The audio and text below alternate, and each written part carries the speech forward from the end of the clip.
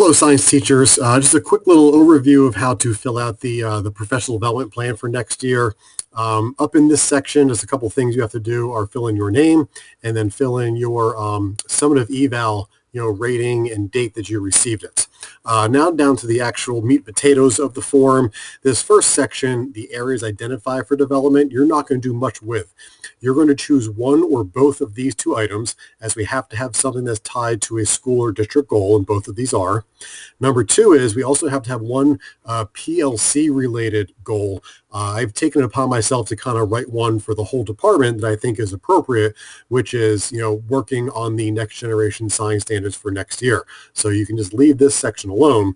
The third section has to be something personal to you, and you can leave this generic reason, area identified from 2015, 2016 observations and evaluations. But here you have to come up with something on your own, preferably tied to a component of the Danielson framework. Now, down here is where a lot of the work of this form comes from.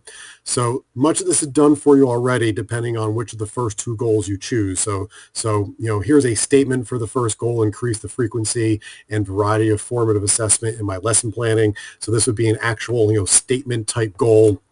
Here is a list of some sample initial activities.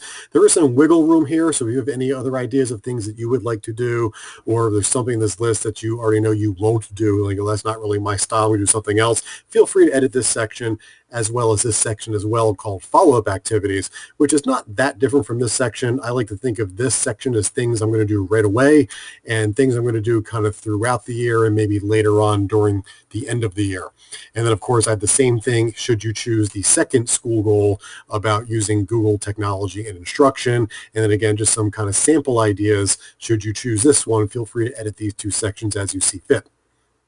Now, the one about next generation science standards, the goal is simply to fully implement the next generation science standards. And again, I've come up with some samples for the initial activities and follow-up activities. But again, these are very editable. Anything you want to change to make it more appropriate and personal to you, you can do.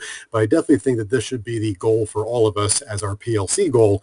And then, of course, the third section is entirely up to you. Once you come up with the area you've identified, you're going to give your specific statement for improvement right here, and then you're going to lay out your initial activities and follow-up activities.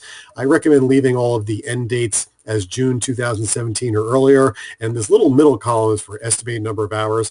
I really have no idea, nor do I really think anyone cares what number you write there, but just, I guess, give any estimate that you can. And that's all you really need to do. So once you type in all those sections, you can save a copy of it for yourself and then email it back to me, and then I'll take a look, and if everything looks good, we'll print out copies for signing.